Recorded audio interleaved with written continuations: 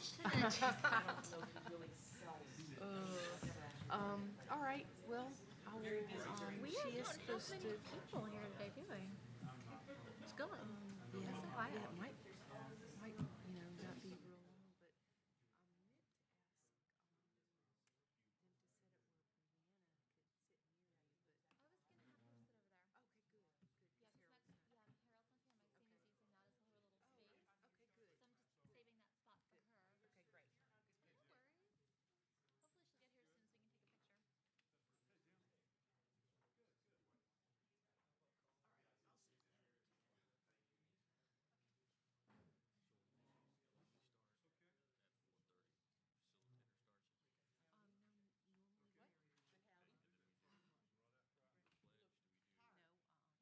You look tired. I am 5 days into an 11-day horse sitting job Oh, wow. overnight.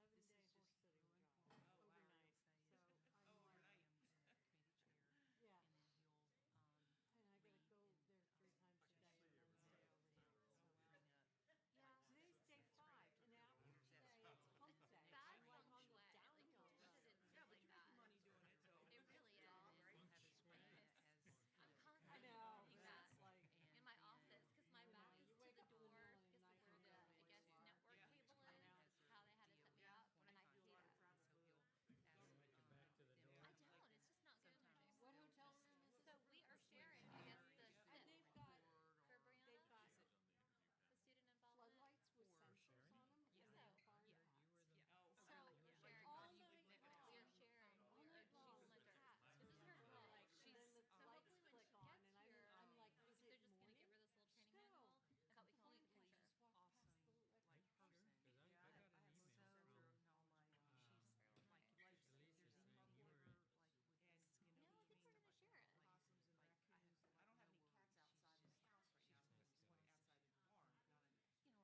up Jim, in when the you're done with your middle drinks, of the can I night. have your cat? Huh? When you're done with your drinks, can I have your cat? See the lights from the I could, the first couple nights, I couldn't figure out what It's the important heck to was going on, and then, I now keep them, figures and out they Coca-Cola. When we get tripping 10,000 the lights points, on, we'll and then donate every money time to we different turn on the charities. lights in the bedroom, So I do like Wounded Warriors, it's like right the Kiev outside, and I'm like, Project. It's like I'm the like, can I new bring version of when they cats used in to the collect the house? tabs No, for the you Ronald can't. McDonald lock them in House. a you can't So lock if them in a you stall. They drink just jump Coke out or of it. Diet Coke and get those caps, I collect them like a old lady. So, but they're really nice people, so I don't like to say no, I really like Who knew? them. Yeah. Not me. But 11 days is like, Well, that's a long time. 11 days is a long time, and then I gotta do it in October and December, so. Top for schools. Oh yeah, the Kellogg's. Well, it's not just Kellogg's. But their But, horses are nice, so. We collected those. They got one Kids that's were in 35 years elementary old. school. Wow. Because they collected Yeah, my them nephew's been gone for 3 weeks. He's getting back late tonight. And And I've had to do all the barn my stuff kids for 3 weeks. in college. Gone. mean, They're out of the house. He's got still me collecting spoiled them. because, he just moved It's a here habit. in June. It's automatic. I bet there are a lot of Doing it schools though in that the would love morning, your then little but the box Oh problem yeah, house. you know I'm was gonna he have wanted to be riding by 8:30 have because it's too to hot. do a big jump So I had to because get I up got a box early full. and be, but all I had to do was throw some Yeah, clothes on and I go out. remember when it was really big at like Publix, you had a little And then I could go keychain back in and the you house would and do scan it breakfast and and it whatever. would go like a percent would go to a school that you designated. And but then I did do the evening chores.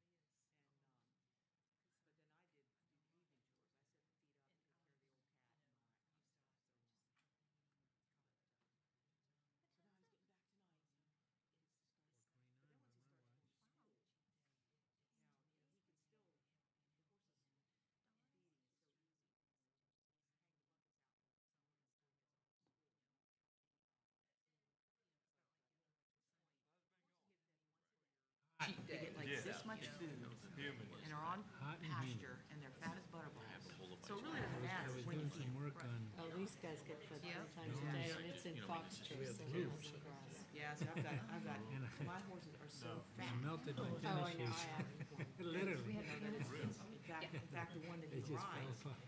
he spent 6 weeks getting her nice and How fit. are Took her to a Jenny's show and it was online? great and all this. Oh, I rode her in Jenny? 3-foot jumpers and I wonder her if first she's time online. in the She's 3-foot, still up his in first, Maine? I think she's second still up in show Maine, ever so in she normally jumpers. tries to. And he did really good. He got his Okay, we're ready to start our meeting. I am Larry Powell, Chairman of the Nuclear Materials Committee. On my committee are Dawn Gillis, Vice Chair, Gil Allensworth, Louis Chavis, Susan Corbett, David Hall, Jenny Jones, Daniel Kaminsky, John McMichael, and Mary Weber. I'd like to welcome everyone.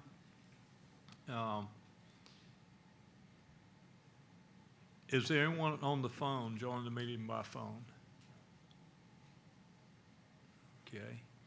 I'd like to invite anyone who'd like to sit at the table. I'd like to stress to everyone that meetings are being recorded live. When you speak, please state your name and your affiliation and speak loudly and clearly.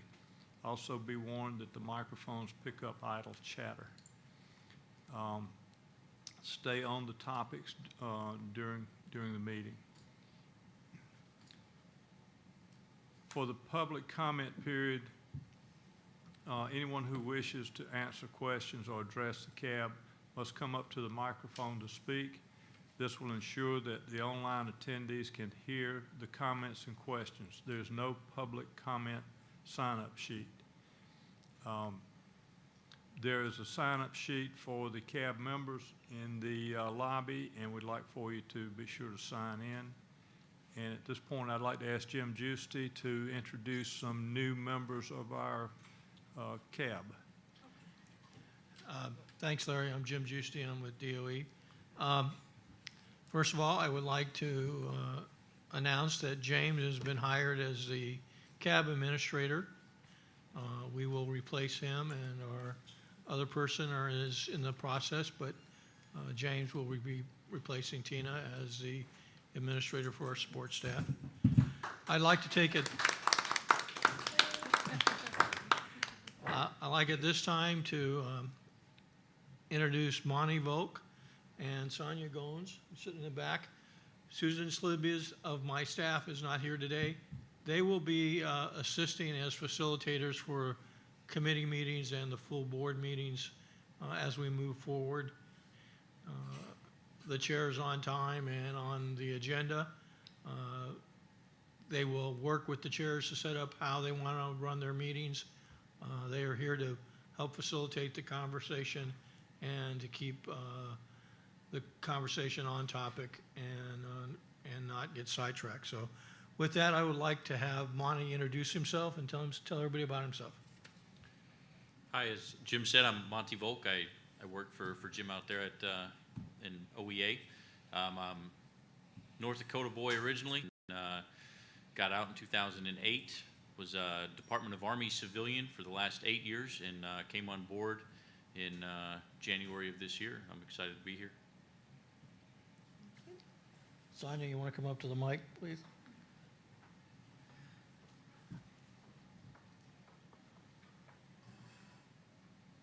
Thank you. Good afternoon. My name is Sonia Goins. I joined DOE in January of this year. I'm a 14-year Army civilian, 11 years with. I'm coming immediately from DOE after 1 year with the VA.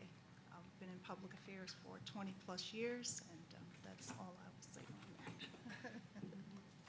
Thank you, and I'm happy to join the. Welcome. So, they will be familiar faces to you guys, and we'll be working with the chairs to keep the meeting. Of ongoing SRS activities relevant to this committee's purpose. Maxine Maxted is our point of contact person, and we'd like to hear from Maxine now. Thanks, Larry. In H Canyon, both the contractors and the DOE's readiness assessment for first uranium cycle and head-in operations have been completed. Dissolution of spent nuclear fuel is expected to begin in August, any day now. The contractor's readiness assessment for the Canadian target residue material began last Tuesday. A portion of the DOE readiness assessment is being performed in parallel with that contractor's readiness assessment for those activities that involve the LWT CAS. Because we have to pay a rental fee on that, it's best if we do that in parallel. The remaining portion of the DOE readiness assessment is scheduled to begin later in August after any issues identified by the contractor's readiness assessment have been resolved. HB line continues to process plutonium feed material for disposition. K area is on schedule to begin downblending plutonium in September. L area has resumed fuel unloading operations. Procedure changes were made to prevent the cable twisting, which could have caused the tool to inadvertently disengage, and a tool modification is being designed to eliminate the twisting of the cable altogether. Removal of the outer windows for cells 3 through 5 have been completed in 235F. Enhanced characterization to determine how much material is contained in these cells will be initiated later this month. DOE has prepared a draft of the final environmental assessment on spent nuclear fuel for Germany, along with responses to all comments received. That document remains in DOE internal review with no specified date for release at this time. That's all I had to report.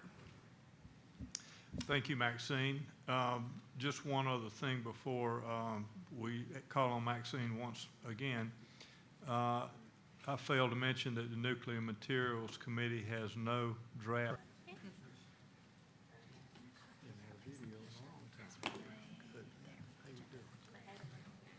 I am Maxine Maxted. I have the spent nuclear fuel program for DOE. So I'm the program manager out there working for Tony Polk and Pat McGuire. So here we're going to give you an update and talk about some of the things that you requested in your work plan. One of the items was transportation, so we'll get to that as well. Oh, you have graphics. So this does cover your work plan topics. On an L area update, we'll talk about capacity, and we'll also talk about shipments to H Canyon, and we'll talk a little bit about transportation, and what's required when you transport spent nuclear fuel. And as you can see, after, we call it the Spent Fuel Project. They like the phoenix as their symbol because they feel like they come out of the ashes and they get reborn again. This is actually the basin. The basin is underwater, so the fuel's all stored. The basin is underwater. The basin contains water, which stores the fuel underwater. There's 3.5 million gallons, and these are the racks that we use, and I have some better pictures you'll see some actual photos. So the list of acronyms. Sorry, I'll try not to use them, but we're ingrained with acronyms. So this is your CAD chart, and just wanted to give you an idea of what we're talking about. This is El Basin. This is where we fit in the overall scheme. So we take in fuel from domestic and research and foreign research reactors, and then we send it to storage in El Basin until decisions made on future disposition. So this was another request. You wanted to be able to understand the spent fuel program. So if it's a dashed line, that means it's an NNSA activity, National Nuclear Security Administration is what it is. So if it's a dashed line, black dashed line, that's their activity. If it's a solid black line, that's an EM activity. Yeah, I'm just gonna steal this. Okay. You want me to hold it? Right there, and you're fine. Okay, so I don't want to block you, I'm sorry. If I'm blocking you, let me know. Means it's an EM activity, and again, if it's just a line with that's not black, that's another person's activity that's not. Generate the fuel. It comes in through the NNSA program as part of non-proliferation. If it's foreign, it's mostly going to come by a boat into the port or come by rail or truck to the site. Once it gets on the site boundary, the domestic will come by truck. We do have some foreign that comes by truck, but most of it comes by the boat, and most of the domestic comes by truck. We'll go into what a Type B cask is a little bit later. But it's received in those casks, and we have to unload it, and then we actually will prepare it and package it into our own containers that then get used to be sent to the basin for storage or to H Canyon for dissolving. Which talks about this piece. Right now, we have approval to process up to 1,000 bundles of fuel and up to 200 hypercores. That's what we're currently allowed to do. So we have to ship that material from El Basin to H Canyon, and we use what we call a 70-ton cask. It's a big cask car. Some of you have seen it if you've been on the tour. And that's what we use to go between L and H. And it holds typically anywhere from 9 to 11 bundles of fuel. So it goes in H Canyon, gets dissolved. And we're dissolving it because we want to recycle that uranium. We want that uranium in that fuel because it's good uranium and there's lots of it, so we want that out. so we can send that on to be used again. And we want to take the plutonium and the fission products, which are the waste materials of the fuel, and we're going to send that through our liquid waste system and turn it into a glass form, which shows this right here. This is your high level waste system. Goes to the tanks, then it'll go through SWPF eventually, and into DWPF, Defense Waste Processing Facility, and the salt waste processing facility. So it goes through that processes to get clarified. They pull off certain materials as it goes through, and then the bad stuff gets put into a glass form. And that's where you see the glass waste storage building. That's where those canisters are stored. Once there's a repository, a future repository, that's where that material will go. It will leave SRS at that point. Now for the uranium, the good stuff. Uranium gets separated out, and because we have very highly enriched fuel, which means it's above 20% uranium, the commercial world works at less than 5% of U-235. So just because we take out the uranium, we can't just ship that off. We've got to now downblend it with natural uranium to make it so that it's only at a 5% level. And typically ours is at 4.95%. To get it to that level, then it basically becomes low enriched uranium. And, yes, sir. What do you mean by outside facilities? It's out in mixers and pumps so that we can mix the uranium, the high enriched uranium, with the low enriched, with the natural uranium to get the low enriched. So it's not Outside of H Canyon. Thank It's you. within H area. So once we get it into an LE tanker, then goes, once it leaves the site, it's no longer our material, it goes to a fuel fabricator. That fuel fabricator takes the uranium, turns it into commercial fuel. That commercial fuel then goes to TVA, which you can see. TVA uses it to produce electricity for its consumers. So you get your electricity, and it goes to the TVA customers. So it's a huge recycling effort, is what H Canyon does. Do you pay the fuel fabricator to do their work? We do not, TVA does. TVA. We do not pay for it. We do not pay for the natural uranium. We do not pay for the shipments out. TVA pays for that. If we were to see a truck with a large cask on it at this point in time, we would have to assume that that's not waste, that is. You see, and I have a slide that will show you, there are very many casks. The liquid that's going off is actually an LR240 is what it's called. It looks like a tanker truck. So, but we do have other casks, and it depends on what the cask is carrying. If it's carrying spent nuclear fuel, it's not going to be wasted. So we talked a little bit about this. Basically, L Basin was refurbished in the 90s, and by refurbished, I mean their mission was changed. They still had the basin. We didn't do anything to the basin except clean out some material and add a few racks that were there. It was one of the 5 operating reactors on site. When we no longer needed those facilities to produce materials, they've been repurposed. Like K area is repurposed for plutonium, L area has been repurposed for spent nuclear fuel. 3.5 million gallons approximately, 3.4.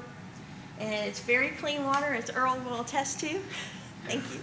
We're very proud of our water quality. That's what keeps our fuel safe.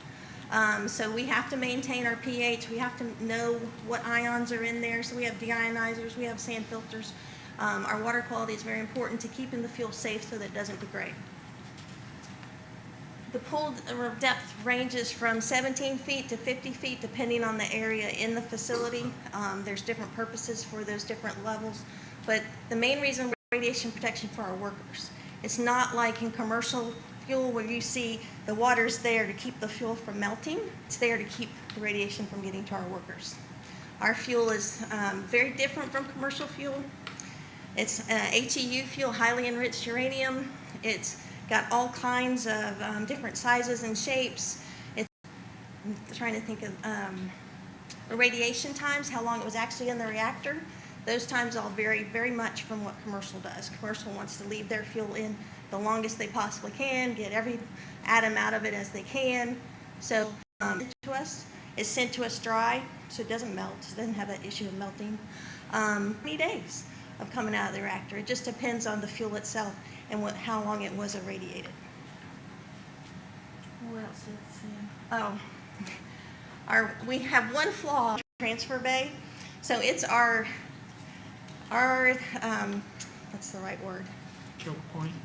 Choke point. We can only do one fuel limit at a time.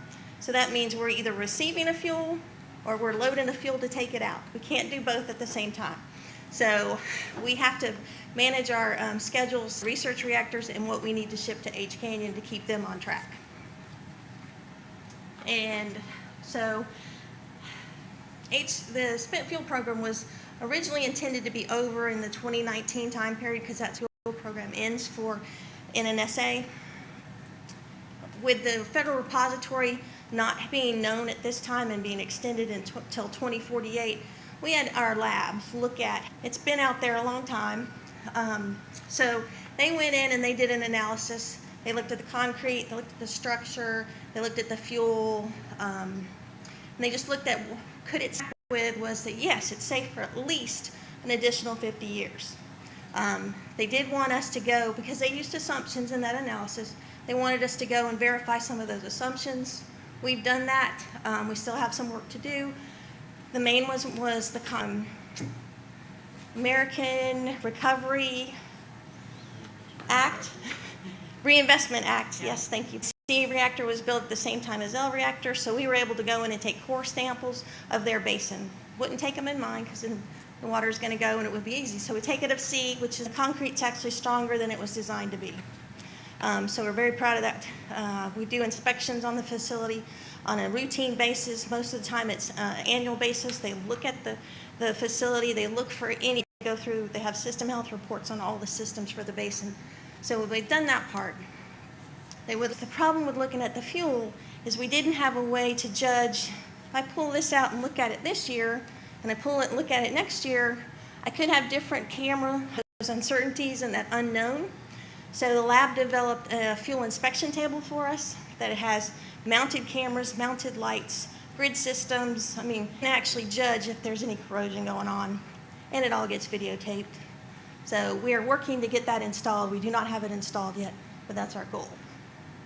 So that program will continue that work and prove that L area is a safe option for the fuel. Oops, let me go back. Hold on. Just so you don't get skewed views. This is a bundle.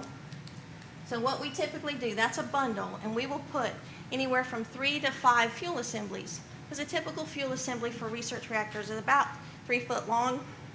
So we can get anywhere from 3 to 5 in one of these bundles. So that saves us on space. It also helps us when we go to disposition it because we can send a bundle, which is sending more than one assembly at a time.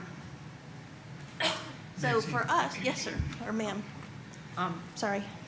Go ahead. Technically, the basin is not dependent on the federal repository to empty it. That's correct. It's not. But we have to have a disposition path, and our disposition path right now is either through H Canyon into glass form, which is the L basin, or move it to dry storage, which is similar to what you've seen for commercial. They basically they'll put it in a canister, pull the vacuum on it, and then they'll put it in a concrete cask and store it until a repository. Oversight yet is there's still technical issues with saying that dry storage is safe for aluminum clad. And if you don't remove all the water, you're going to leave hydrogen in there that you can form potential for an explosion. We don't want that. We have to go through and prove that that wouldn't happen. And which would actually attack your fuel. So now when you think you've got a nice little assembly in there in a stick form, it could be a sludge at the bottom. So we haven't moved to dry storage. We do have a dry storage conceptualized back in 2011. We currently have a Office of Science and EM looking at what are the technical issues with aluminum clad fuel for dry storage, if it's a proven safe long-term, which means over 50, I'm sorry. Because, like you said, dry storage on site still does not get it off site. Still, option of the Idaho Exchange totally off the table. Right now, the Idaho Exchange is suspended. So right now it's mostly for political reasons, not for technical reasons.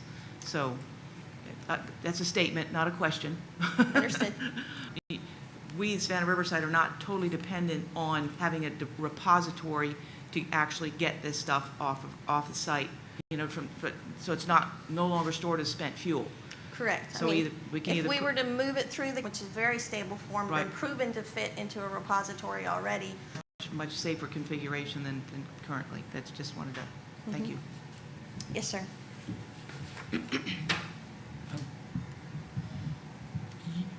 Are you really considering that this aluminum-clad fuel put into a geologic repository as is? That is an clad fuel, No, I and that's didn't- why the site I'm not hasn't. talking about storage, I'm talking about disposal. The repository. There's issues, so those issues have to be resolved before we move towards that. Okay. I mean, if you look at commercial fuel, which is not aluminum clad, they are in dry storage. But they have stainless and opportunities to go, or challenges, as I would like to say, challenges that we have to go solve before we can move into that process. Directly to a federal repository, correct?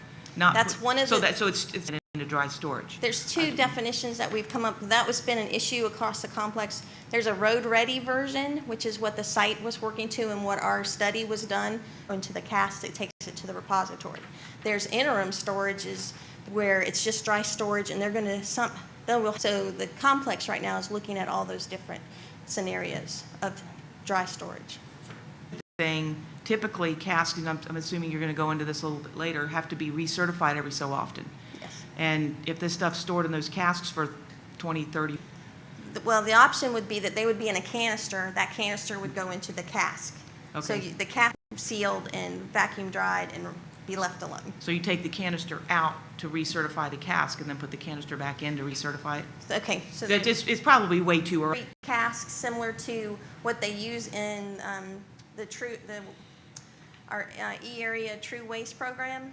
They have culverts, they call them. So it'd be in there, you take the canister out of the culvert and put it into the cask. Put it into the shipping cask? Yes. Okay, so the dry cask would, Correct. okay, thank you. Any more? Okay. Mary Weber Cab. You might be getting to this later, but I'm wondering of the research material supply and what is the quantity to dispose of? We will be getting to that. It's not a infinite number. It's based, or the country has provided out to research reactors and what the country feels is a non-proliferation need. So it's based on that is what they determine what comes back and not comes back. The other piece of the puzzle is the countries actually, the FRR program, if they're a high-income country, then they actually pay a fee to send that to a country. Then there's no fee associated with it. This might be a dumb question, but is everything out that is going to go out? I don't know the answer to that. That would be an NNSA get you an answer on that if it's still going out. The only thing that I think it might be production, that would be the only reason that I could see possibly it going out, but we'll get you a clear answer on that. Thank They're considering sending high enriched uranium fuel to a research reactor in Belgium, so it is. at That's from, least HEU fuel, right? yes, sir. Okay. Okay, of some of the fuels. This is the 70-ton cast car. This is what we actually transfer the bundles from L area to A. This lid comes off, and then they're able, with their remote-operated crane, pick up a bundle and place it into the dissolver and start the whole process. In L Basin of 3,650 bundles. We are currently at about 3,020 bundles. That's why we were able to get approval for the processing of the 1,000 bundles. Based on the projections we had at the time, we felt we needed to process at least 600 bundles to not have to put in new rack space. Figure L Basin and add some rack space. It's very expensive to do that and very labor. Process the material, gets it into a final disposition form, allows us to reuse the uranium, and allows us not to have to reconfigure the. So that was the indirect. We also get fuel from Office of Science, high flux isotope reactor out of Oak Ridge. It does special testing. It's a pretty neat program. They're able to do a lot of special tests. When you see that there's an inner core and an outer core, we actually store those separately. So when they come to us, they're separate, and we store them separately. See, that's not going to fit in those little squares I showed you of our MTR fuel. Like squares, when we can do two within a square, so you've got two cores that are stacked on top of each other. But you could have the inner core on top of the lower core, so they could potentially slide together. We're not allowed to do that. We're completely full with HYFER. We have a space for 120 cores. We have cores at their facility. It does have to cool 3 years at HYFER before it can come to us. They are desperate for space. So we're worked with going through preps right now. We believe we'll be able to process a HYFER core by next September, September being 2017. So hopefully we can actually process faster than they can ship to us. So once we start, we'll be able to free up space for them to ship their cores to us. Because we only have 120 and we can actually process the cores from Oak Ridge in that analysis. We also have isolation cans because we do have fuel in L Basin that it's damaged in some way, so it's pitted or it's cut so we put that in isolation cans. And what we mean by isolation cans is it's not in con. So if any degradation's going on, it's going on inside that can. So that's what we have there. This is the stuff right now each canyon can't handle. They're made out of stainless. We can't dissolve our tanks. So we would have to find a way either to, as Don mentioned, Idaho has capability to dry store stainless swap. They have aluminum fuel. We'd bring the aluminum here. They'd take this. We'd handle the aluminum. That's been suspended. There are other city. So this goes back to Mary's question a little bit. And I know it's a busy chart, but the white line here shows our capacity limit of 3,650. This is all bundles. The red dotted line shows what our current capacity is or projected to be. The dashed bars show how many bundles are coming in or projected to be in that year. The green shows what's projected to go out to the canyon for processing. So if we are able to maintain our plan, we never reach our capacity limit, which is a good thing. You're going to probably ask, why don't we have any going in year 18 and 19? So the canyon is set up with dissolvers. Think of it as the Lego blocks we used to play with. So it's set up with a dissolver. The dissolver is set up and it can only take certain things. So it's set up right now to take the MTR fuel, to take the bundles. We have to basically reconfigure that dissolver to put in a new dissolver that can handle those circular cores I showed you. And it all has to be done under criticality safety and everything else. So we call it an insert.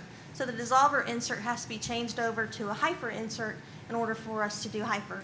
And we're not going to change back and forth every day. So right now we're looking at we'd have one dissolver. There's an option that we may have two dissolvers. If we get to go to two dissolvers, then we'll have one dedicated to HYFER, one dedicated to bundles. But right now we only have one.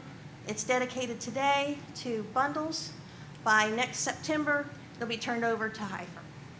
Okay? Any questions on that?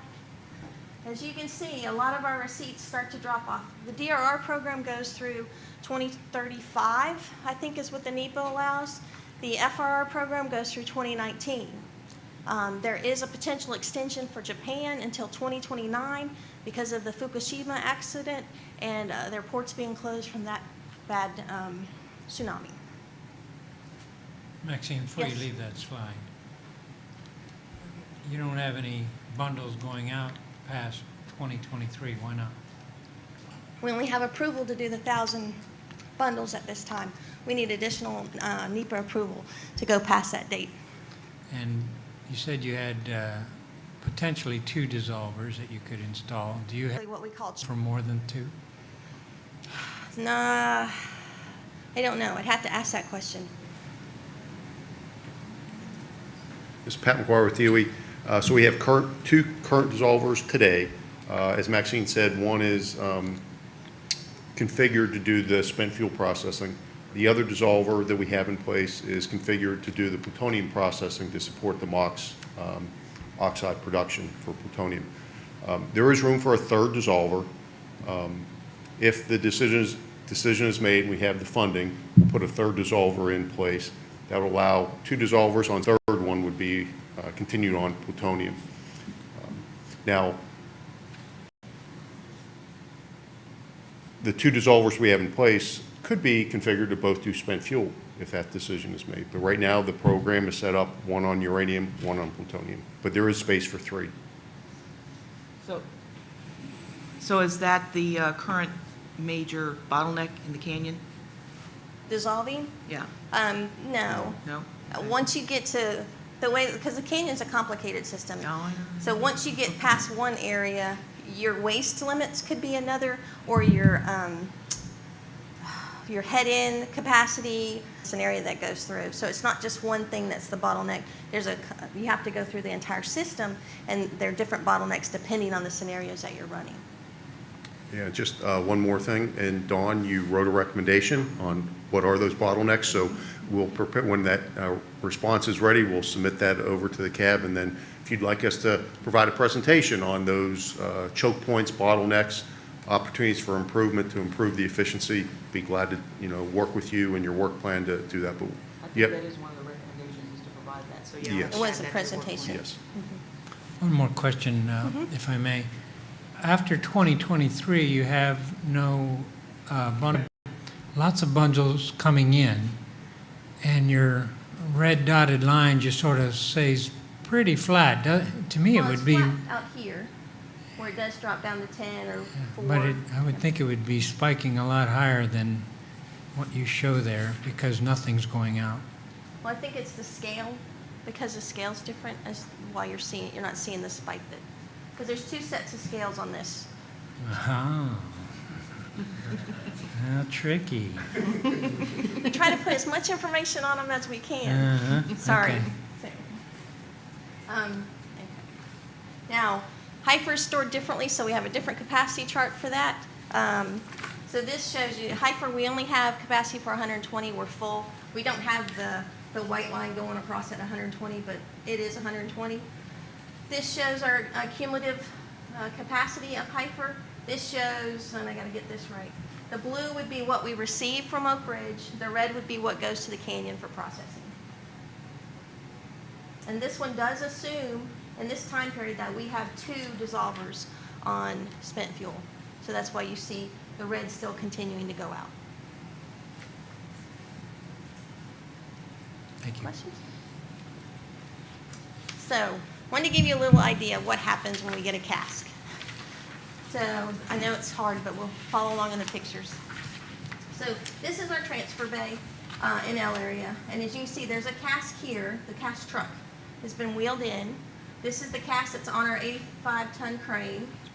It's already got its impact limiters taken off, and we'll talk about those in a little bit. So they're basically doing a receipt inspection, and it's going to be lowered into the water. Now, our transfer bay is one of our least deep spots in the basin. So we have 2 sets in the transfer bay. We have the spot that can handle the shorter cask, which this is a BRR cask, so it is a shorter cask. So it can go into just the water shelf, and the water provides enough protection for our workers. So that's what you'll see in the pictures. It's much easier to show this than what goes into what we call our dry well, which is where the LWT, the legal weight truck cask goes, because it's like 17 feet tall. So it goes into what we call a dry well. We have a shielded system that comes over, lifts the baskets up, takes them back over, drops them in the water, so we get the protection. So there's 2 types of cask receipts that we do. So once it's in the water, they have to take the lid off. So you'll see can't really see here, but there's a lid being removed and pulled up. And there's actually a stage, basically, that our operators can work off of above the cask water so that they're in no danger at any time. So here shows the cask without the lid, and the fuel is in here. So you see the fuel in those little sections. And then what they're doing here is they're pulling out, that's an actual fuel assembly, a material test reactor assembly. You can see it's about 3 foot long. It's hard to tell in that picture. They're going to do verification. Each of these things has numbers, either etched on them or marked on them with permanent ink. We have to verify that number to what our shipment papers say. And when I say verify, I mean exactly. If there's a dash on the fuel and not in the paper, we stop. It has to be exact. And some people may think that's a little ridiculous, but for us it's a safety concern. We got to make sure we got the right material. Then they'll take that out and they'll put it in what we call a bucket. And you see this bucket only allows 4 to go in it. And that's a criticality safety concern. And then this bucket will actually get moved into the basin where we'll go in and we'll actually package it into one of those L bundles that you saw that go into those slots. So that shows you a bucket. This shows you the cask after it's been taken out of here, buttoned back up. These are the impact limiters that go on it as part of their transportation safety that they have to have. And all of the rigging to keep it on the truck, research reactor that needs it. Typically, which is Missouri University Research Reactor, Massachusetts Institute of Technology Research Reactor, they use the BRR the most. Any questions on that? Have a better feel for how we receive the fuel? Okay. So our accomplishments in 16. We received 6 FRR casks. We received 4 DRR casks. So we were handling that fuel. In 15, we pre-shipped to H Canyon so that they would have fuel to process this year. Because at the time, we were not sure we'd have enough money to be able to make those shipments in 16. So we did it in 15. So they have fuel ready to go. We also continued the safe storage of heavy water, which is basically water that was used in our reactors as moderator. We're responsible for that storage. It's in tanks and it's also in drums within L reactor, K reactor, and C reactor. But just to give you an idea, so this is a cask. This is actually the LWT. When you would see this on the road, that's an LWT. And there's 8 of them in the world. These are not cheap things to make. There's only 8 in the world and they're high demand. This is what I talked about before, our shielded transfer system. This is the dry part of our transfer bay. So the wet part is over here. This is a dry well. So we remove this cap and in goes the LWT. The whole thing goes in. Take the lid off. This shielded transfer system slides over after the lid's off. And then we have hoists inside that can go in, and there's actually that basket that we saw. This right here, inside here, is called a basket that holds the fuel. So we can actually remove the basket up into this shielded system, and then they slide it back over, and this moves at a snail's pace. You can ask Dawn. Moves back over to a hole that is open to the basin. So the basket goes into the water, and then that is allowed to be moved into the basin and then loaded into the bundles. Now transportation, fun subject. And I am not the SME on transportation, but I'll do my best. So all of transportation for spent nuclear fuel is handled by the Department of Transportation and the Nuclear Regulatory Commission. So you have to follow both sets of rules. And spent nuclear fuel has to be shipped in what they call a Type B cask. And a Type B cask, they are expensive. You go through lots of testing, and we'll go through what those tests are to be certified. And when they're certified, the NRC will issue what's called a COC, a Certificate of Compliance. And you have to follow that Certificate of Compliance to the letter. It'll talk about how it has to be packaged. It'll talk about how it has to be secured to the truck. It'll talk about how often it has to be checked and packaged and back up. So not only does it have to follow tests, it's got 2 sets of tests. You've got the tests that are normal to transportation. So things that they would expect a cask to see while it's traveling down the road, they have to test for that. Then they have what they call hypothetical accident tests. So if you were to have the worst case accident, the cask has to be able to maintain containment of the material. So they go through tests to prove if it were in an accident, it's still going to maintain the material inside that cask. Question. Yes.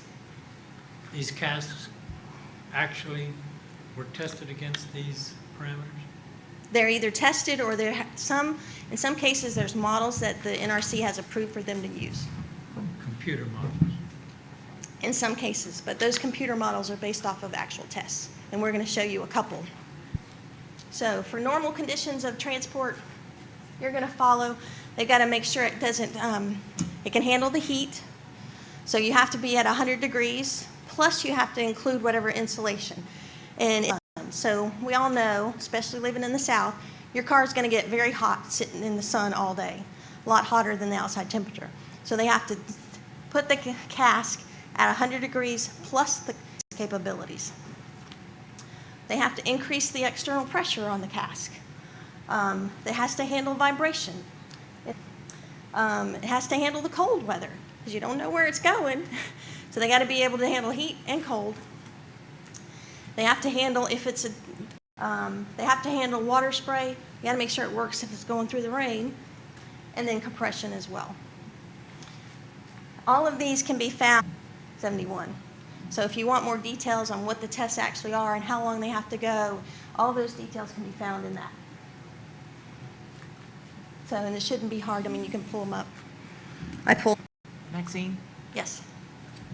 do the casks that are currently on the road, each and every cask have to go through this, or is there a cask that's used to get for the design, and then you can make as many casks based on that design? You have to base it off the COC. Now, I think there are certain tests that have to be done for each production model to some standard. I don't know exactly what that is. The hypothetical accident tests, these are the ones that are very impressive to me. A free drop. So you have to hold this package 30 to a flat surface that's unyielding, which typically means about at least 6 inches of steel that it gets dropped onto. And it's at its weakest point. So if you've got a square, you're going to drop it on its corner. So you got to do that. Then the next thing you do with that package you just dropped, you got to crush it. So you got to crush it with a 1,100 pound mass, which is dropped from 30 feet onto the package, which is still on that unyielding surface. Then you have to take that package and you have to puncture test it, which means you put it's a 40-inch free drop onto a spike, and the spike's 6 inches in diameter, 8 inches long, and it has to strike at its most vulnerable spot. So if it's the weakest spot is the center, because it's not as much steel there, they have to drop it there. Just wherever the weakest spot is, they have to drop it on that spike at that point. Then, after that, they have to set it on fire. So in the fire, the package has to reach an external temperature of 1,475 degrees Fahrenheit for 30 minutes. So all of those things are done in that order to one package. And they have to ensure at the end of that, then there's another test, but you can have a new package for this one, and this is the immersion test. And they basically stick it under 50 feet of water to make sure that you don't have any water in. And this is an actual test, not a computer model. Yes. Now, as I said, the NRC has allowed some models, but those models we have a testing facility out at the site that we use because our lab is very good at designing Type B packages. So they do the smaller Type B packages like the 9975. So they've done those tests out at the site. They've also used a fire facility in Colombia where they set and they've gone so far as actually shoot some of their packages, which is not required under these. So now for the fun part, the videos. And we got 2 videos. I'm not sure which one comes up. The sound's not working on them, but if you go to those URLs, you can get the sound. You can see it's a square. It's getting ready to be dropped onto its unyielding surface on its weakest point. Hopefully.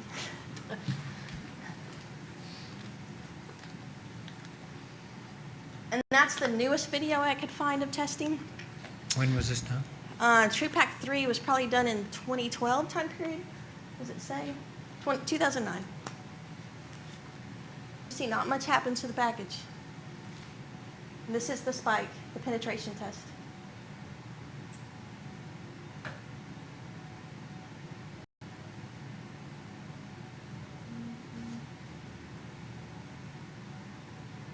Oh, that's not us. That's a different thing. So now if we go to the other one, but you can put in Type B storage cask testing, and you'll see all kinds of videos that come up. The Germans have a lot. This is actually a rail. Or that's a truck. Yeah, it's a truck. It's going into a concrete wall. The cask is the red right here. You see the truck's gone. So the cask flies somewhere. Piece, they think it's pretty bad, but watch this. That's actually a piece of the truck. The cask is still together. That first test is at 60 miles an hour. They cleaned up the cask and put it back on the train, and it ran into the wall at 80 miles an hour. The same It's cast. The same cask. Same driver too? No, they're not any people. No people on these. We didn't hurt any people in these tests. Remote operated. When was this done? It's better on a smaller screen. So on your computer screens, you can see the cask a whole lot better. But you can see right here, this is the cask, and it's still. So I tell my family, when you're on the road, if you see that trifoil for nuclear, it's okay, stand by that truck. But if you see that propane tank, Yeah. get away from it. Yeah. They don't go to the same tests that the Type B packages go to. And this is it being subjected to fire. We're talking big fires.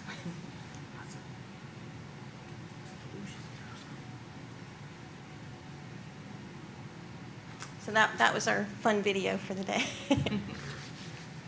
We'll get back to the presentation. Any questions on that?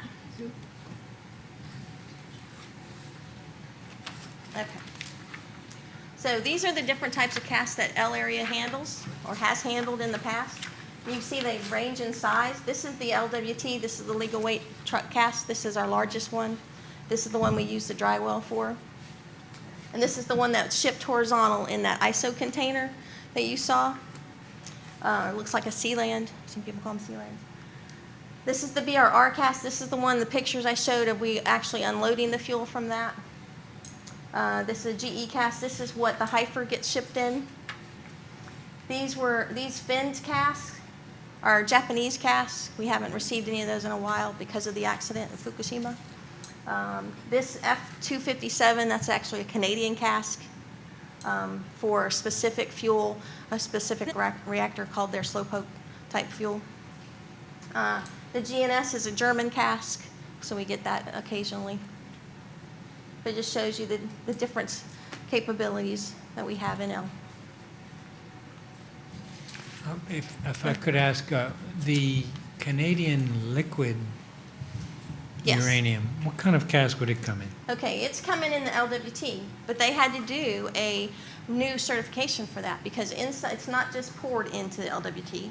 It's actually got 4 little canisters that hold about 16 gallons each.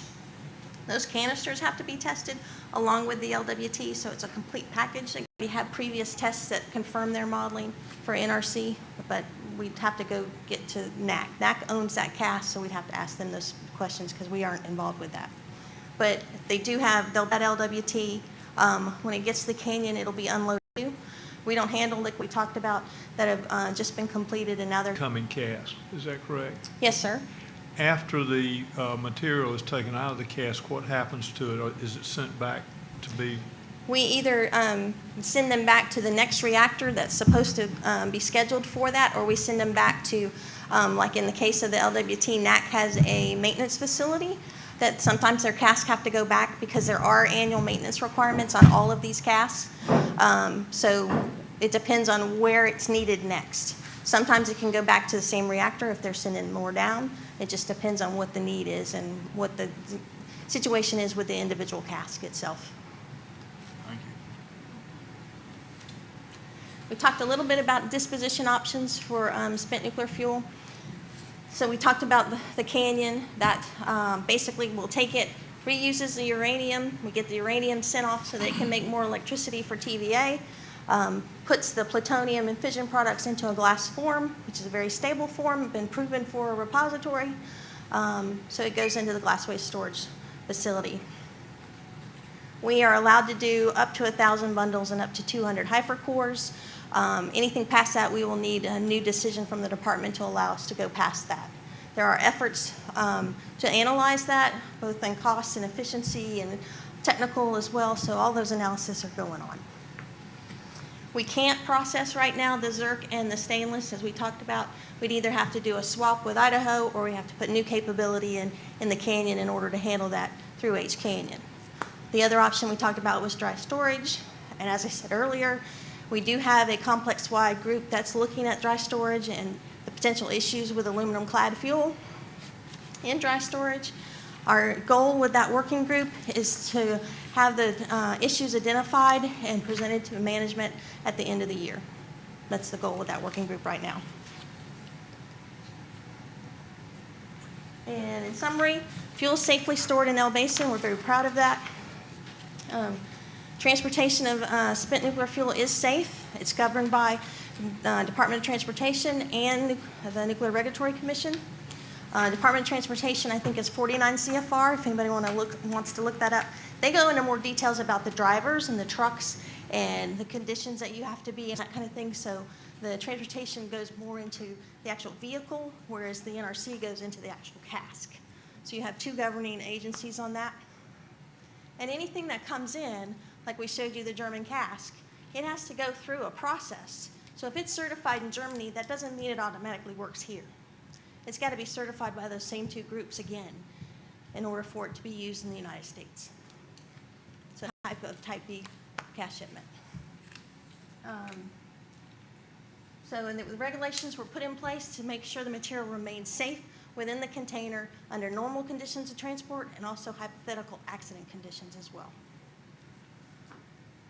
We have decided making that number go much higher, so still need that decision in order to decide if we're going to process it or if we're going to put it into a dry storage form. I think that's all I had. Any other questions? No more questions? Yep. Thank you. Thank you, Maxine. Always enjoy your presentations. The lady knows her stuff. I don't know. I try. And I have backup, too. Okay, it's time for our committee discussion. What have we got to discuss? Anybody got any new business to talk about? I don't know if this is we just had. It seems to me that we need to reprocess all this aluminum clad fuel and not store it forever until a repository comes online for that much longer, and we need to process this fuel while the H Canyon is up and running.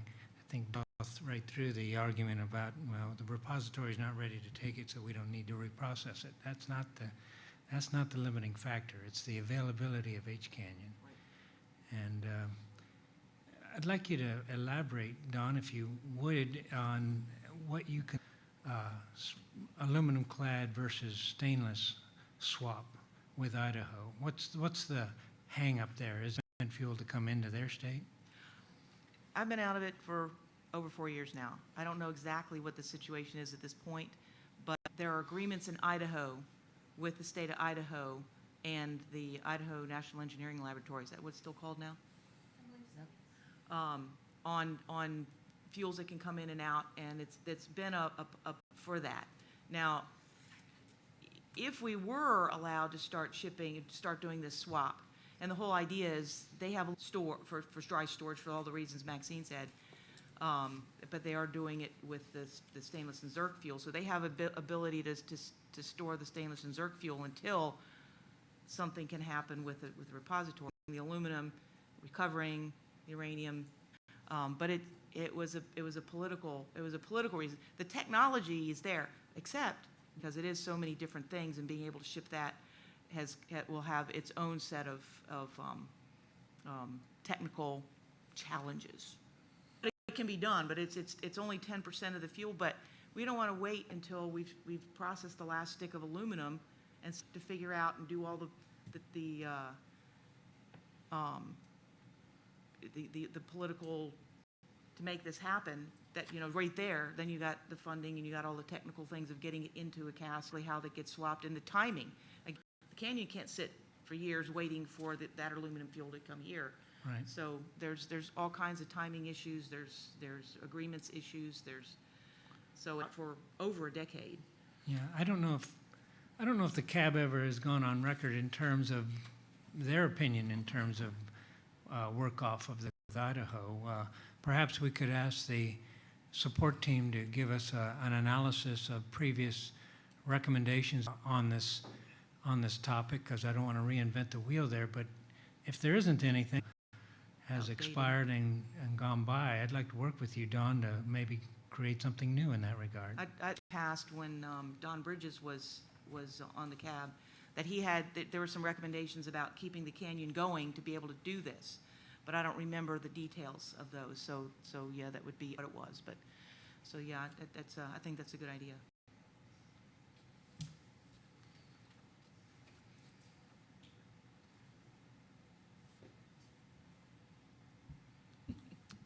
Do we have any other subjects to talk about? Anyone else?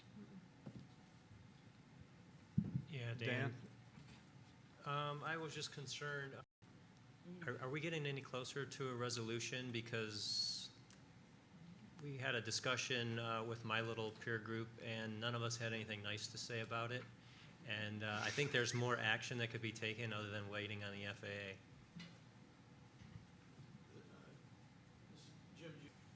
I can report that we haven't had any more drone sightings since the 22nd of July. So we are, DOE restrictions put in place with the FAA. That is not a fast process. So, we're working our way through, other than to work with the department, because our issue is the same issue that all the DOE sites have that store nuclear materials. So we're working to address that as an organization. I've seen legal articles recently sent to me on this, and this is a much broader issue in the United States, where drones has a lot of positive sides to it, and a lot of things they do. They reduce worker risks in some of the things they can do with. But again, there's a lot of privacy issues that they worked on, and everybody is in the process of trying to deal with these as they become more popular. To keep an eye out on the site and work with our headquarters counterparts to the airspace over the Savannah River site. Okay, and I know it's not specifically an EM topic, but security of the site and, just the envision harm and spills and environmental catastrophes does start falling under our concerns. And we are doing all we can, and we're aware of what you are talking about, and that is our biggest concern. But we're being vigilant, and we take action when we see one as best as we can. Help from in restricting the airspace and hoping that will prevent the casual user from doing anything over the site. You just watch them go through? No, we stop the pedestrian. But when you start talking about airspace and ground, you're talking about two different. As I understand it, I cannot stop or impede an aircraft or a drone, and I don't own that airspace. That's public airspace. Aren't there? But you had stated, I think, the official up there that the drones are already in a restricted space based on the current guidelines and rules. The guidelines are for fixed-wing aircraft. Don't fall into that category because they don't have the same altitude capability that a normal airplane does. And so in FAA eyes, that's completely there they're legally. two separate. Have we sought, because this, in my opinion, starts at some point becoming, I would suspect that a federal court would be much faster than the FAA, and that you could, in fact, probably have certain areas and hire your own drone to intercept. I've done some research on those. And I know that based on issues, this is a wide open new field for attorneys on both sides. So, we're doing these we can when we see one of these things. This thing is, made about a dozen incursions into the site that over the past few months. Have you got any idea? I think we have a good idea. I think that's one of the things we would. That's why we tried to make people aware that this was going on, to see if we could find this person, to really just find out why they're interested in arresting the individual. We want to talk to him to find out why he's flying over. We haven't seen any more lately. It may have been just somebody doing it, but we have not found where they're being launched from, so. Have- That 50-pound thing that you could put in the back of a truck, you could launch it from anywhere near our site and land it and be gone before we probably could find you, so. Has there been any flyovers K area?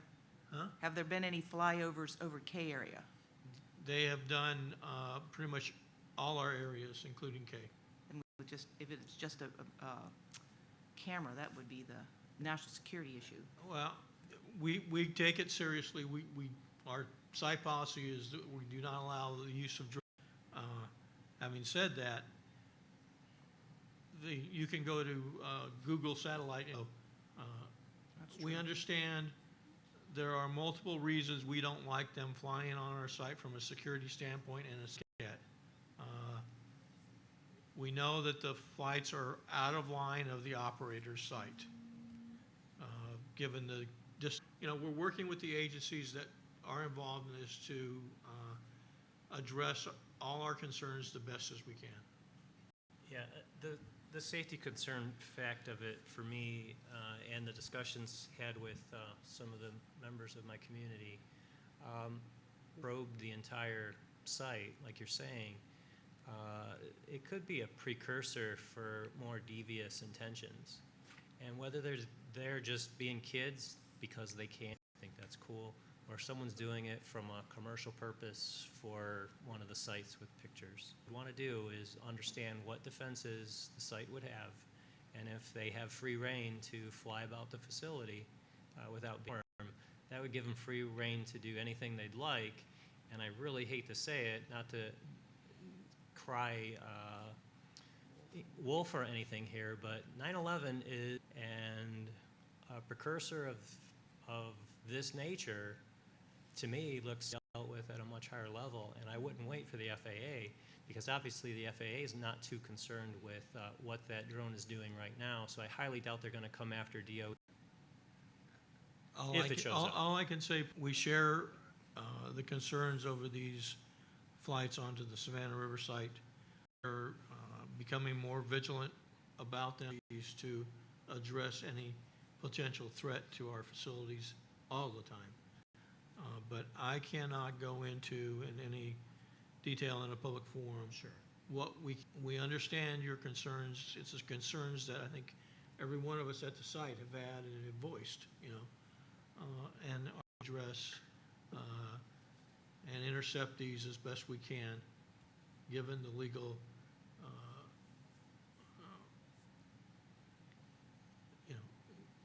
we're very vigilant on these guys. Our workforce is very vigilant. Say something's not going to happen, but we're working to take as much precautions as we can. Thank you. Thank you, Jim. Appreciate that update. I've got that I'd like to bring up is we've got 10 members of our committee. I'd like to think that the other 5 members are whatever. And I'd like to encourage everybody to try to attend these meetings. It's very important, and I good enough. So I'd appreciate all the people. I appreciate the people that are here. I appreciate you being here, and I would appreciate the rest of the members making a. On that note, do the people that don't show, do they notify you beforehand? No. Do they notify the support team? Very often, yes. I don't have the records with me, but we can start sharing that information with the chair. Well, and there's a differentiation between excused and unexcused absences. As applies to full board meetings. It doesn't apply to committee meetings at all? Larry, before you close the meeting, I wanted to bring one other thing up. I'm Delisa Carrico. I just want to introduce everybody. From recipient is Miss Brianna Shepard. She is attending tonight, and she will also be attending as many committee meetings and full board meetings. And I just wanted to give her an opportunity to say something and a little bit more about you. And I also add that Nina has volunteered, like, an opportunity for each of the cab members to be a part of mentoring her. And so, just I pointed Nina out just because she needs Brianna needs a point of contact to go to, but willing to come up and introduce yourselves and see what, if there's anything that you can do to help her in her journey with the cab. So, Brianna, would you like to? I go to USC Aiken. I am a second semester sophomore. I am from Beaufort, South Carolina. I don't really have that much to say, but I am interested in, attending most of the meetings and more going on at Savannah Riverside. Okay. And I do.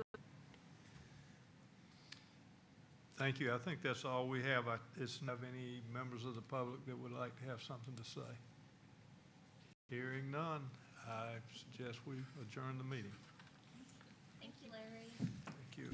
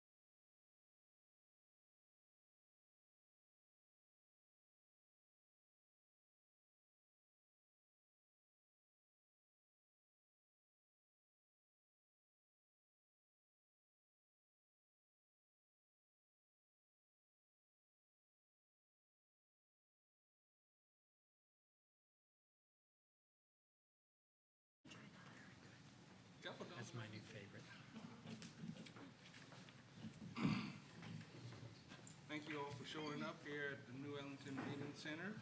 I'm Earl Shepherd, Chair of the Waste Management Committee meeting.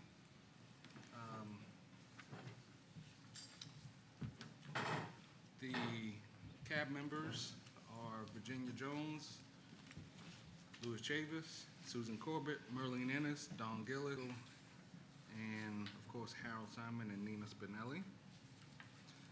We encourage everybody to participate, but according to the rules. We invite everybody to sit at the table if you'd like. This is being recorded, so we ask that you step up to the mic and refrain from any idle chatter on the sides, but if you have to, step up to the mic so you can be heard clearly. We need to keep the agenda on topic, so we're not wasting time. Anyone wishing to answer questions or address the cab must come up to the microphone to speak, as I have stated before. We'd like to remind you to sign up for your public comment section so you can be heard during that time. Waste Management Committee has one draft recommendation that will be discussed tonight, and that's the Liquid Waste Revision 20. Ms. Jean Ridley will be giving us a short update. Please hold questions. Since this is an update, it is not intended to be a presentation or question asking deal. She's just going to give us an update, so please refrain from interrupting her. By Roberto Gonzalez, DOE SR. We'll have evaluation and impacts of mercury in the SRS liquid waste system presented by Richard E. Edwards and VJ Jane of SRR. And again, we'll go over the recommendation of liquid waste revision for the committee discussion. And that will be it until the public comment section. But before we begin here now, I'd like to turn it over to Jim Giusti because he'd like to introduce his new liaisons from DOE. I'm Jim Giusti with DOE. Most of you were here. Part of a change we're doing. My staff, 3 members of my staff will serve as facilitators for both committee meetings and full board. So I want to introduce Monty Volk and Sonia Goins. Susan Slusby of my staff is not here today. She is had a dental appointment today, and so she will be at the next committee meetings and at the full board meeting. They will help the chairs to facilitate the meetings if they are needed. That will be a working relationship between the committee chairs and my staff to help schedule and keep them on topic. Monday, so he is now in charge of this. We will have 2 more new people hired probably before the end of the month, and we'll have a full staff by September definitely. So we're moving forward to replace everyone. That's all I have. Thank you. Thank you. No, wait a minute. Yeah. Monty's going to introduce himself, and then Sonia's going to introduce. Volk, I work for Jim Giusti there in the OEA. Originally from North Dakota. Spent 14 years active duty military, 8 years as a Department of Army civilian in Kansas, and then started 23 years public affairs experience that I bring to the team, and I'm excited to be here. Thank you. Sonia Goins, as Jim mentioned, I joined the DOE team in January of this year. I came immediately from the VA 1 year, spent 14 years as an Army civilian, and I'm a native South Carolinian. All right. We will begin our process with Jean Ridley. Thank you. Status update on waste management. Under our tank closure, we're proceeding with work on tank 15 to initiate the bulk. Under our tank closure cesium removal project, the contractor has selected a vendor and awarded the contract to pursue the commercial treatment to remove cesium out of our waste. Under our defense, as is our Saltstone facility, ARP MCU is operational. Under the Saltstone disposal unit, the path forward on that is to install procured, and the installation is expected to begin about the end of this. The salt waste processing facility commissioning is now underway, and operations are expected to begin in December of 2018. Remains shut down due to the leak in the pot. The teams are continuing to work on a path forward. They have done additional testing to determine the general area of the leak, so they're continuing on with additional work in order to try to locate that leak once they determine where the leak is or not. The solid waste management facility, the waste incidental, what's that called? The waste isolation pilot project has issued changes to their waste acceptance criteria. We got those, been notified of these changes, and they're now evaluating what those mean. That's it. Thank you, Jean. We'll now get a presentation by Roberto Gonzalez, DOE SR. Thank you. Good afternoon. As stated, my name is Roberto Gonzalez. I work position. Come up front.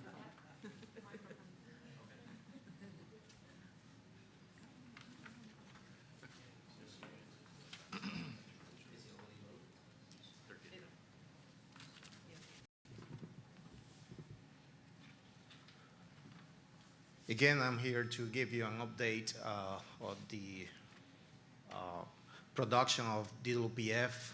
This is what we call the interim glass waste storage building capacity improvements.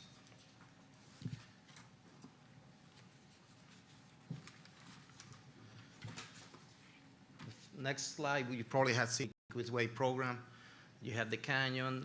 The big tank is representing all the time F and H tank farm. Then you have the ARP and do you have a plan?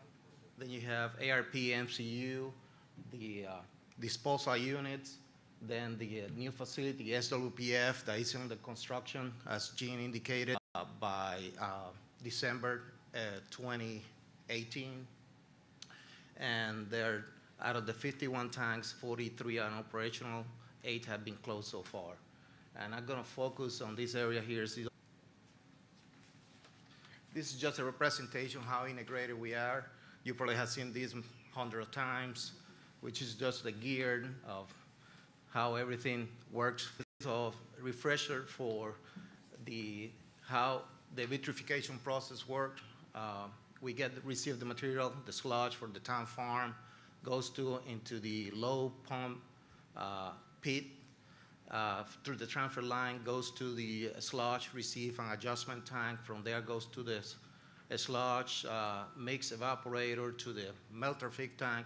Then it goes to the melter, then it's vitrified into the canister. From there it's decontaminated and sent to welded and transported to the glass waste storage building. We currently have 2 of these buildings.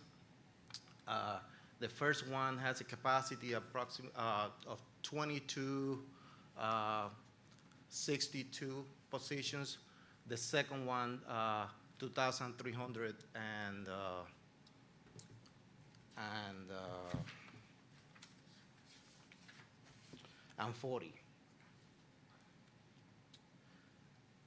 In regards to production, we are on a schedule to meet our rates for this year. What we proposed at the beginning was 125 canister minimum, 150 max. We currently today have produced 114 canisters. For next year, we're projecting to produce 100 canisters. Since we're going to have a short year of 5 months, since we're going to have a big outage to tie the new facility, the new transfer lines for SWPF.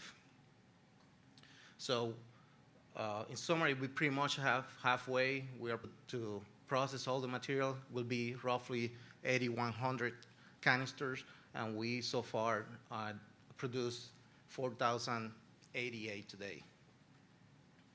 Back in May, we had the honor to have Monica come down here, EM1. She actually wrote the SCT, and actually she transported number 2. She actually signed the control board of the SCT, and that's her signature. So it was a big milestone for us. Now, in regards to the interim canister storage double stacking project, as you probably know, in order to store all these canisters that are being produced, originally we had designed the facility to have a number of glassware storage buildings. We have built so far 2, and we were in the process to build the 3rd one. So we created a line item that roughly was $130 million. So during that process, we started looking at different alternatives to store these canisters. And we came up with the idea to actually double stack in the glass storage building number 1. So if we are able to do that, we will increase double that capacity, roughly adding 20 to 64 canister locations. So that being said, we were able to prove our technology, which I'm going to expand a little bit more what that means. We actually revised or canceled that line item because with the new increase of canister locations, we don't need more storage capacity until 2029. So more likely by 2027, we're going to request another line item and revisit this decision again. Storage, we still need about 1,300 more locations. Now on the concept of double stacking, basically what we're doing is to make some modification in glassware storage building number 1 by removing, allow us to lower one of the canister all the way to the bottom. We have designed a plate at the bottom that was canister on top of the first one. We also have redesigned our shielded plug. This one is concrete, and we have designed one that is stainless steel that provide the same radiological protection as the one before. So more details about that is right here represented in this slide. Basically, this is the original design for single stack. The shielder is the plug is being replaced, as well as the crossbar is being removed. Then we have a new plug, stainless steel, and a float plate at the bottom. This is a representation of how it looks inside the vault, cross-section of the storage locations inside the glass storage building. This is the cross bar that is being removed. And see a little bit of more description of how they look and the dimensions of it. Here's the tool that we use. Actually, is a new design for a drill that will allow us to go all the way to the bottom and remove the crossbar. This is how it looks when it's the plug, the old one and the new one. So you have a good idea what exactly we're doing. So far, today, we have completed 240 crossbar removal. So out of those, 150 locations have been fully completed, meaning that we have procured and installed the plate at the bottom as well as the shielded plug. And we continue doing that at the rate of about 2 a day.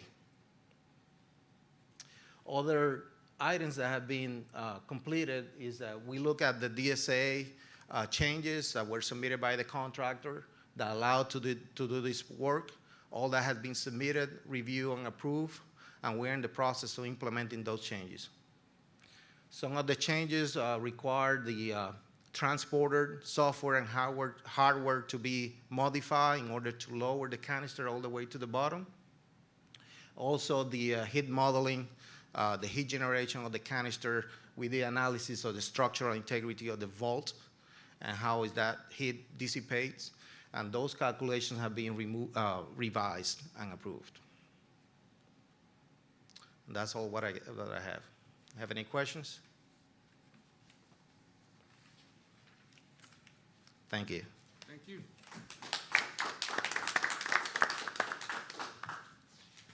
We'll now have the presentation by Richard Edwards and VJ Jane, if he's available.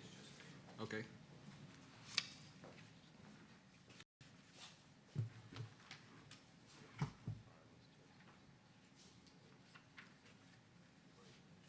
Good morning, but it really is good evening, isn't it? I'm not sure why I want to do that. But I'm here today to give you an update on our progress on evaluation and impacts of. I've been leading a team over the last year on the Mercury program team to address this issue. So we've made significant progress. I think we last gave you an update in November to the full cab of roughly 10 months ago time frame. Some of this is going to be a little bit of a recap, so I think you've got the slides in front of you. November, some re-information here.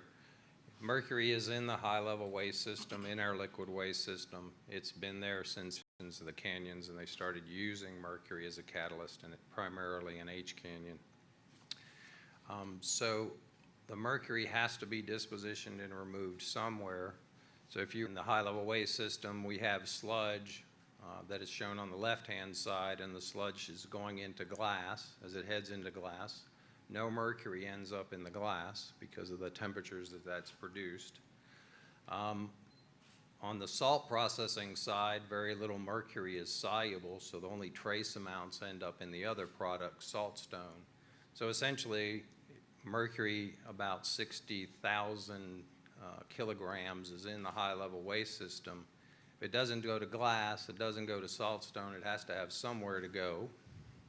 So in order to disposition it, there was a process designed in DWPF to pull the mercury out, purify it, and then properly dispose of it. So that process is not functioning due to a number of chemistry and equipment issues. So that's part of our challenge, is to address how to remove the mercury from the system. The other thing that started a significant amount of activity was we started to observe increased mercury compound that was new to us, and we started to see that on the salt side of our process, particularly stone. So that organic compound has to be properly managed throughout all these processes. There are a couple issues there, believe it or not, flammability. There is a compound in our system at very low levels that is flammable, that's a mercury compound. We have to adorably retained and meets the requirements that is imposed on that product. And most importantly, we also have protection issues. So that kind of is a recap of what we presented before. Of the initial actions we've taken, industrial hygiene, again, being suspect. When we discovered methyl mercury, we wanted to make sure that all our worker protection measures were sound and that there weren't any new things we needed to go do or address relative to the discovery of this methyl mercury material. So we did a lot on worker communications. We assessed all of the protective equipment that the people wear in the field and in various parts of the processes. The only item that was identified for which we didn't have data on was some latex gloves that are used. After identifying that was the only material for which we didn't know it protected you from methyl mercury, we tested them, and all those materials passed acceptably. And the testing was done in an off-site independent laboratory that does that for a living. We do have significant amount of mercury detection capability for worker protection. We have four different types of instruments with 2 different types of methods by 2 different manufacturers. So I give all my numbers straight there. So there's a significant amount of redundancy with respect to mercury. And we set our control levels at extremely low levels, way under the guidelines. And we're under that, and anytime we see mercury at a level at our action control limit, we will use breathing air. So there's no exposure to mercury. The analysis that were all completed so that we properly address the presence of the organic mercury. We also addressed all the performance impacts to make sure there were no performance impacts and there aren't any to tank closure grouts and their performance, as well as the saltstone product and its performance. From our to develop a long-term action plan, we're very close to that and expect to have that by the end of this month. We took a two-phase approach. We conducted an integrated system-wide evaluation of Mercury, and the goal again was develop this long-term action plan. Divided the approach to attack the problem into two phases. The first phase was to look at the entire liquid waste system divided into distinct parts. There were about 12 or 14 divisions of the system, depending on how you count. And we looked at each system and tried to understand, well, what do we know about the behavior of Mercury? What do we know about the way it's behaving? What are the gaps, and do we need to address the gaps, and how do we address the gaps? After that, we went into an integrated assessment. We did extensive sampling, again, on a system-by-system basis to understand what the mercury was doing. And we used mercury speciation to tell us what type of mercury. Was it an organic mercury? Was it elemental? Was it just an ionic mercury? And all those samples, there were 60-some samples that were processed through an off-site laboratory and using SRNL and sending them to a lab that's off-site in Washington State. There's only 2 labs in the country that can do this work. So that effort's complete, and all those samples have reported results. So we have an understanding from that of what mercury is doing inside the high-level waste system.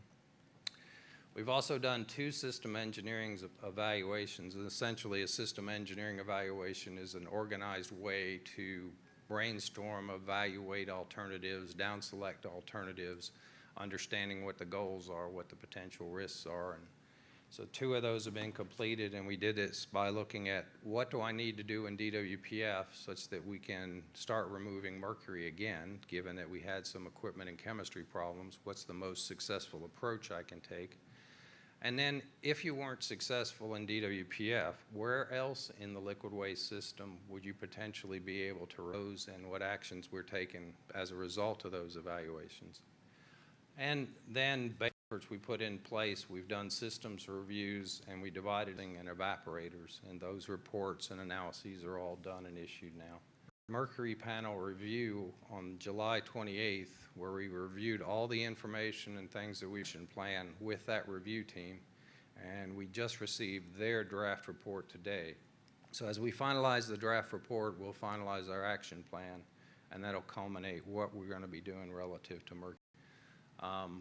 We also mentioned, I think last time, that we do have a relationship with UCOR and AECOM corporate to share information because in the environment. So they have a lot of experience with mercury behavior. We have a lot of experience with mercury behavior. It's a good thing to share. We're also very integrated with EM1, and so we've been actively participating in that program. Let me touch on the results of the DWPF evaluation. Said 2 things. The first thing really says increase the pH in the condensate vessel to send more mercury back to the tank farm. If you raise the pH to the extent that you have a technical basis to do so, it'll prevent losses to the tank farm. The second item says essentially your vessels, you're not collecting it where it's supposed to go, but by the way, you're collecting it in the clean condensate vessels based on all your clean mercury out at that location. So that's essentially what the diagrams are showing. We normally would have collected mercury and ending up heading back to the tank farm. So our proposed strategy that the mercury system engineering evaluation for relatively clean based on sampling and then pull it out of the system there. Now that's really easy to draw on paper. And so it sounds real easy, but it will take a facility outage, a design change, and some jumper changes inside of the processing building of DWPF. So those activities are underway, as well as fixing a pump. Those activities are underway, and the design has started, and they've got a really good head start on, whoops, that's not the pointer, really good head start on changing the configuration to do this. And in doing that, they'll have to target a outage and a planned outage. So the target right now is February of 2017, and that aligns with getting things fabricated, designed, fabricated, and so that's the plan for the alternative evaluation identified a system where you could attack Mercury to try and so all of those, you can make the evaporator systems in the tank farm.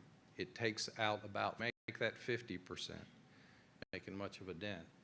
So that's what the first one is. These recommendations, cut to the chase, they involve varying levels of technology development, scoping tests to verify proof of principle. If the principle is verified, then continue the technology development. So there's some others around Tank 50 and can you make the mercury that's organic, can you make it back to elemental so that it's retained better?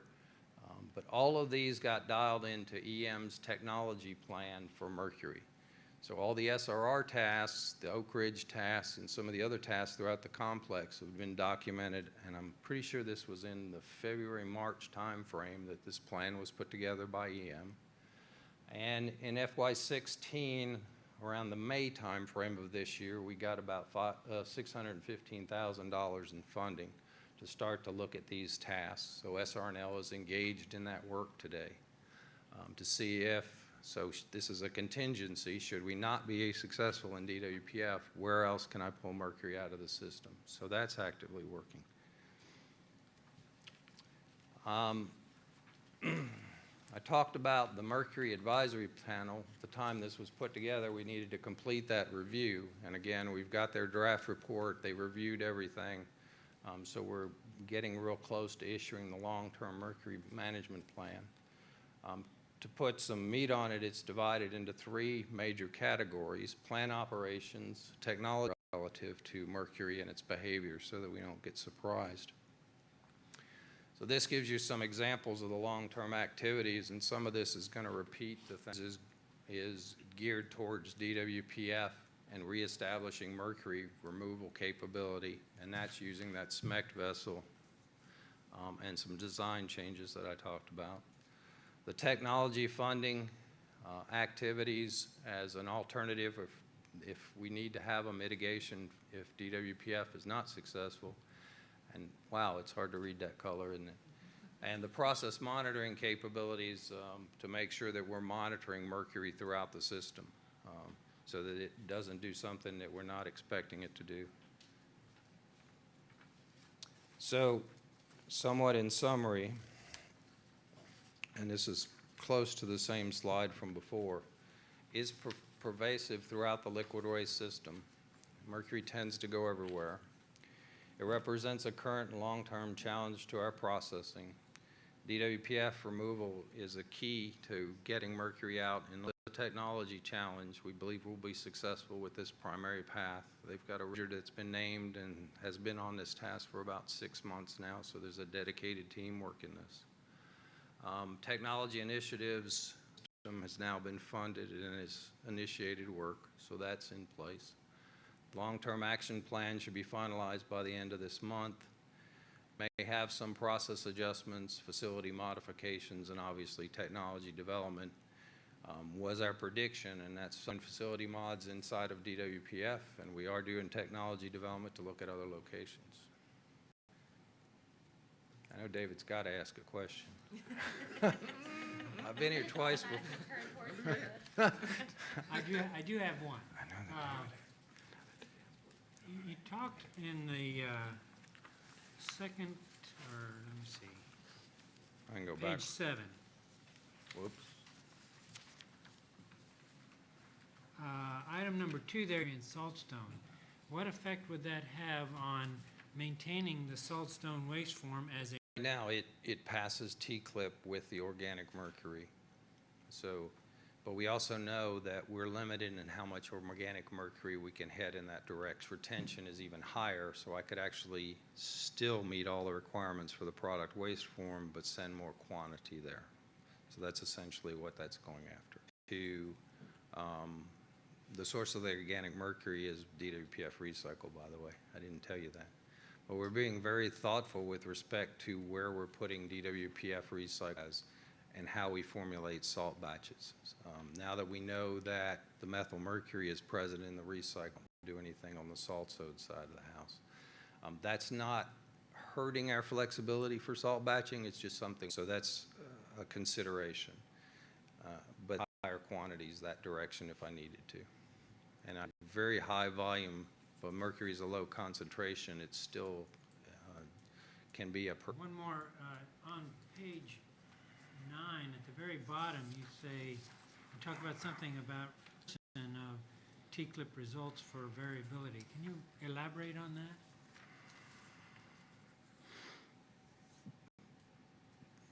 Lab-to-lab comparisons were done there to make sure that we weren't being fooled by there's some element of particle size that goes into that method.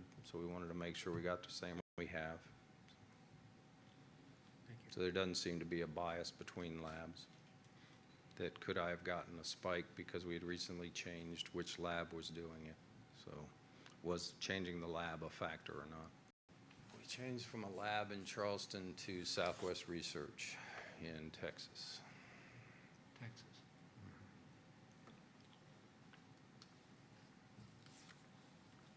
No other questions?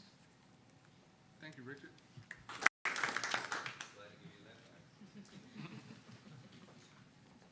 Now at the time where we're going to talk about the liquid waste revision.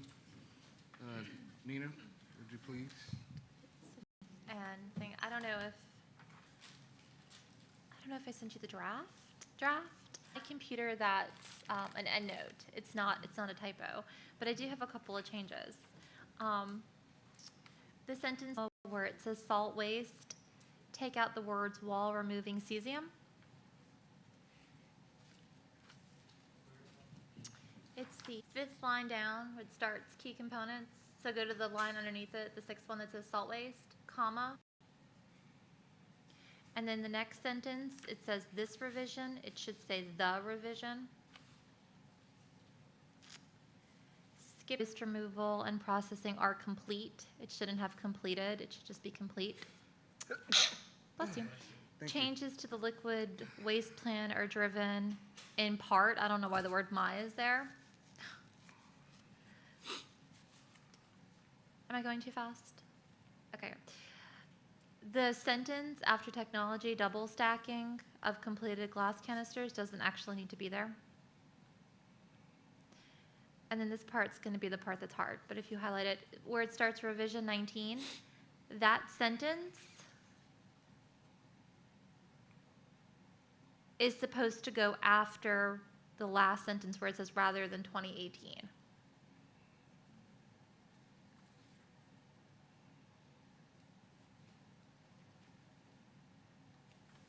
And that's everything I've got. Could you kind of walk us through the gist of this? Oh, I have to do that? I'm so Earl just reading it. Oh, you want me to? No, I'll just do it quickly. I'm so used to you doing it that I didn't really think I'd have to. So the first part of it, Oh, yes. I kind of got codependent on that. The first part of it just talks about the liquid waste disposition program, and I think that's pretty basic background stuff. I think the important part is that it's to ensure the safe storage of waste and minimize extension of the remaining time, and it should say "and risk," not "at risk." 4th line down. The main part of it comes after waste removal and processing are complete, the facilities are cleaned and closed. Changes to the liquid waste plan are driven in part by funding adjustments, opportunities to accelerate the speed of removal, reprioritizing sequencing, and advances in technology. Again, take out the line from doubled stacking. The chart below is a breakdown of the current revision 19 plan and case 1 and 3 scenarios for revision 20. Case 2 of revision 20 models the same funding of case 1. However, it has salt waste processing facilities starting up in January 2021 rather than 2018. In addition to a 3-year advanced startup of SWPF, case 3 provides for an acceleration of the F-tank farm isolation and cleanup, and should have a comma, and cleanup, and provides for second TCCR installation. TCCR procured from a vendor is an ion exchange process for the removal of cesium liquid waste to provide supplemental treatment capability and improve confidence in supporting the desired acceleration of waste retrieval and tank. And then it just kind of goes on to why the TCCR is important. The main thing is the recommendation. The South Carolina Department of Health and Environmental Control has asserted that the tank material at the Savannah River site is the greatest threat to the state. As such, the Savannah River Site Citizens Advisory Board recommends the Department of Energy focus on case scenario 3, which provides an accelerated cleanup schedule for the material and work within the prescribed methods. It should be methods to secure additional funding to accelerate the program. I don't know why the word proves is there. It should be methods. I promise, this looked really good. I think I accidentally just clicked draft 1 instead of draft 2. So with it being nice and chopped up, I'm ready for other people to have at it. David Hoyle Cab. I'm focusing on the recommendation. Your first sentence says the South Carolina Department of Health at Savannah Riverside is the greatest threat. It should be environmental threat. Thank you. Okay. Environmental threat. I've questioned the state about that assertion before. Scientific analysis of all the environmental threats throughout the state to come to that conclusion and I don't really believe it's true. And they can't prove that it's true, and sort of acknowledging that it may be true. I think your recommendation is fine, but I don't think you should have the first sentence. Has reported. Well, I don't have any problem with the verb you use. Yeah. I mean, buying into that assertion and that assertion. I mean, we've heard that before. Oh, Well, I'm sorry. Instead of saying greatest threat to the state, just say, I think we can say that's probably true. But that's not what they've said. I know, I think your recommendation is just fine, but I think to make it. I agree with you on that part. Recommendation jump out, but I think maybe between now and the next and see if that's still their position, because I know that's the sends out. Oh, I know it's a nice soundbite. My point is that's not what they say. I mean, speaking here for Nina, if it's not too troubling, just remove it and then we just make. Recommendation is just lose the first sentence. You still have a great recommendation. Can we take that first sentence and just move it out of? Which I understand your point, David. I feel like, and this is something I've had to do something in order to put that out in public, and would have done at least.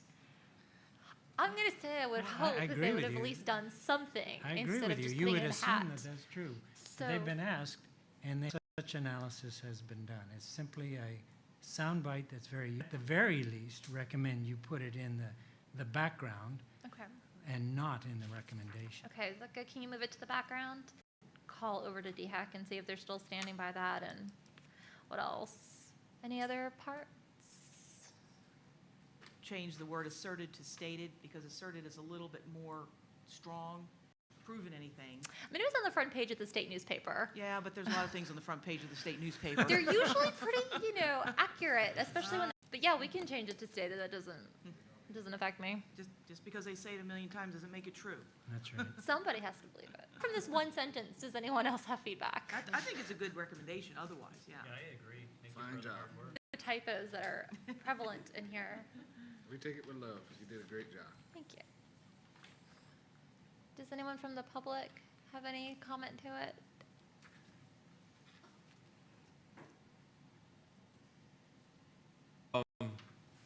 That's one thing the site has always said, is that you base things on fact. You base knowledge. Just because I feel like something is the way it is, 1,000 people tell me one thing, I know that 1,000 people believe that. It's still not. Internet is 100% correct and is always right. I will say that the state is probably a hair more. Just because the state believes something doesn't mean anything to me at the site. That's what I expect other people to do also. Thank you. Thank you. I don't think that argues for taking it out, but You're not going to win this one. I like that one sentence. I mean, I do, and this is something we can again ask DHEC. I do hope that before the agency that's responsible for a lot of stuff in our state makes a statement. I hope they do, but Are we good with bringing this up to the full board? Not voting to take it up to the full board, but we're good at taking it to the full board? Yes, please. I'll have any comments or anything, just email or call me with them. could you just change it to their opinion? We could. Because it is technically their opinion, So threat, and we've even voted on it with what we wanted the dollars to go after. it's true. Jim is. DOE has accepted that statement from the state as they're in our own presentations. So, you know, you guys can argue about the wording, it's fine. Our high-level waste is the greatest risk in the state. And we have used that in our presentations and in our funding request. That's because it helps your funding request. I understand that. It doesn't make it a scientific fact. I understand for clarity, I just wanted to make sure everyone understood that we are accepting that statement from the Carolina. Just add the word Diffuses it a little bit for your benefit. DHEC's opinion is. with DHEC and see if they're still using it, and we can move that to the background and pull it out of the recommendation part. And hope there's. What? Thank you. I guess your computer doesn't like my computer. To do everything whatnot, it just did your superscript and Okay, that's enough of that. Public comment section. So do we have anybody signed up or? Oh, no. I'm just looking around. Thank you, sir. Yay, all right, Thank that's you, sir. good for me. Well, if there are none, I really appreciate people of the CAB and the support team, DOE, and just everybody that you do. Thank Meeting's you. adjourned.